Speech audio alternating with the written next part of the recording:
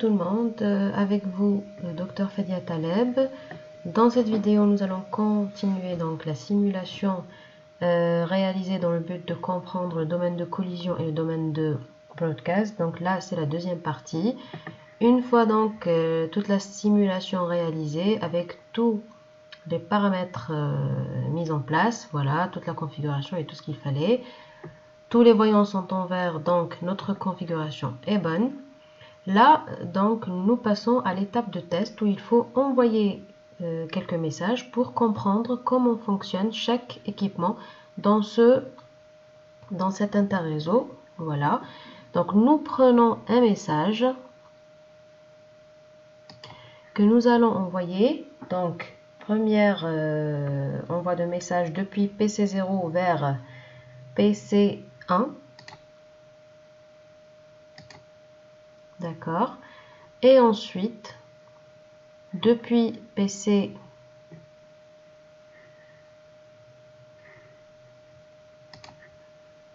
PC1 vers PC2 vers PC1.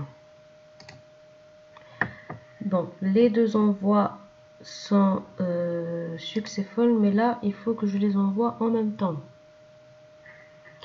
Donc là, je vais voir.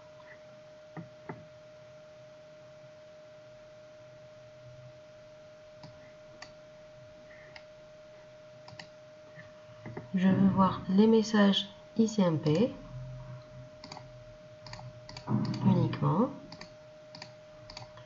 Voilà. Et reset, enfin, je vais voilà, les envoyer en même temps. Alors là, ce schéma-là veut dire qu'il y a eu collision au niveau du hub. Et voilà.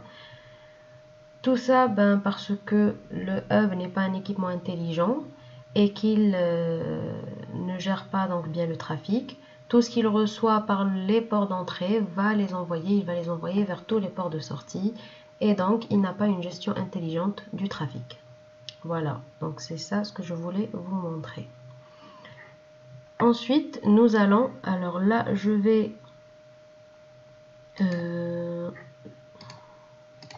supprimer tout ça et lancer une deuxième simulation. Nous allons envoyer donc un premier message depuis PC4 vers PC3. Voilà, depuis PC4 vers PC3.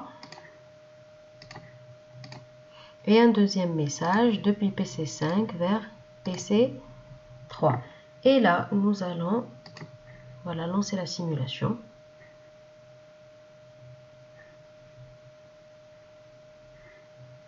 Voilà. Donc là, nous voyons que le switch permet de mieux gérer le trafic et qu'il n'y a pas eu de collision au niveau donc du réseau maintenant. Voilà. Il envoie le premier message, puis transfère le second afin d'éviter toute collision possible.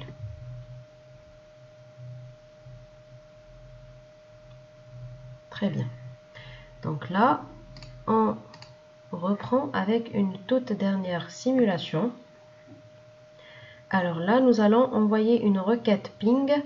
Je choisis cette fois d'envoyer depuis PC0 vers toutes les stations du réseau local. Donc pour cela, je vais aller dans le commande prompt.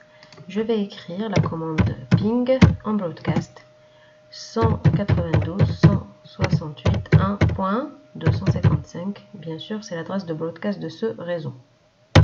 Et j'envoie donc ma requête.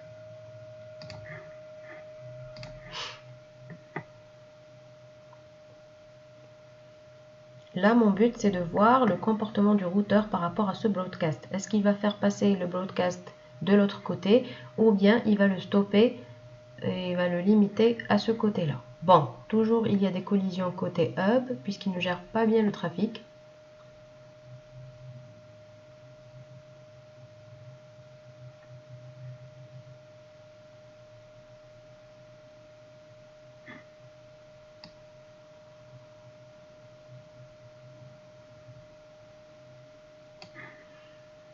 Voilà, donc tout l'envoi du message, c'est limité à cette zone-là. Bon, là, les paquets roses, ce ne sont pas des paquets ICMP, ce sont des paquets... Alors, c'est des paquets... On va voir ici, Edit Filter. Normalement, j'avais limité alors le protocole à ICMP. Voilà. Alors que là, bon, il est en train de m'afficher même les... ICMP, c'est en noir. Hein. ARP, c'est en vert. Et les paquets roses, c'est le paquet, voilà, c'est des paquets STP qui me permettent donc de dessiner ou de créer un schéma de réseau au niveau de chaque équipement. Voilà, alors, tous les paquets ICMP ont circulé uniquement de ce côté-là, ce qui veut dire que le routeur me permet de stopper alors les transmissions en broadcast. Voilà, alors, la vidéo se termine là. Si vous avez des questions, vous me les laissez en commentaire. J'espère que voilà, vous avez compris ce que c'est qu'un domaine de collision et un domaine de broadcast. Et je vous dis au revoir.